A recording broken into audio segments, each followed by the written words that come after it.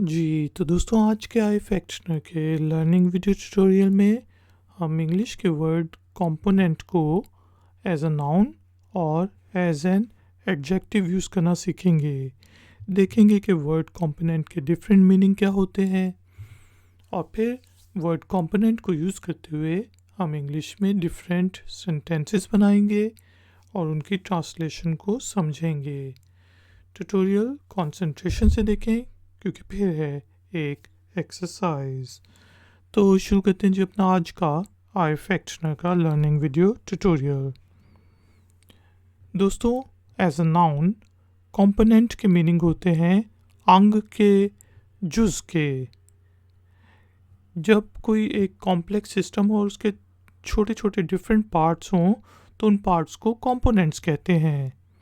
जिस तरह गाड़ी डिफरेंट पार्ट्स से मिलकर बनती है तो हम कहेंगे this car has different components, कि इस गाड़ी के मुख्तलिफ हिस्से हैं, मुख्तलिफ अज्जा हैं, इस गाड़ी के डिफरेंट अंग हैं। या फिर इस मशीन के डिफरेंट कंपोनेंट्स हैं, this machine has different components. दोस्तों इसके अलावा वर्ड कंपोनेंट को हम एडजेक्टिव के लिए भी यूज़ करते हैं।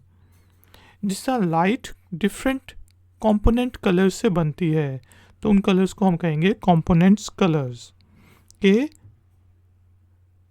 जो लाइट है, रोशनी है, उसके डिफरेंट छोटे छोटे कलर्स होते हैं। जिस तरह अगर आप प्रिज्म में से लाइट को गुजारें तो फिर वो आपको कौसो कज़ा या फिर रेनबो नज़र आती है, तो वो उसके कंपोनेंट कलर्स कहलाएंगे।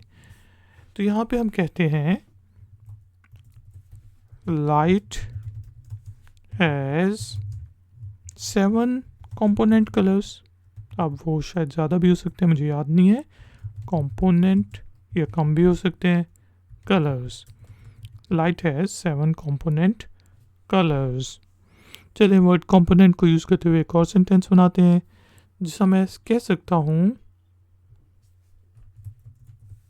The main component of machine is not working properly। कि मशीन का जो सबसे मेन कंपोनेंट है, जो अहम जुज़ है, सबसे बड़ा कंपोनेंट है, अंग है, वो सही काम नहीं कर रहा है। The main component of machine is not working. आपको इंग्लिश के वर्ड कंपोनेंट का मीनिंग समझ आ गया होगा। टाइम हुआ है एक्सरसाइज का।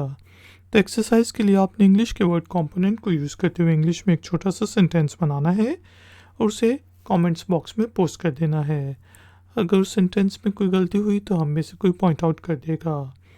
वीडियो पसंद आई है तो लाइक का बटन ज़रूर प्रेस करें, वीडियो को शेयर करें और अगर आप चैनल पर नए हैं तो चैनल की सपोर्ट के लिए और नई नई नोटिफिकेशंस के लिए चैनल को सब्सक्राइब करके बेल आइकन को प्रेस कर दें।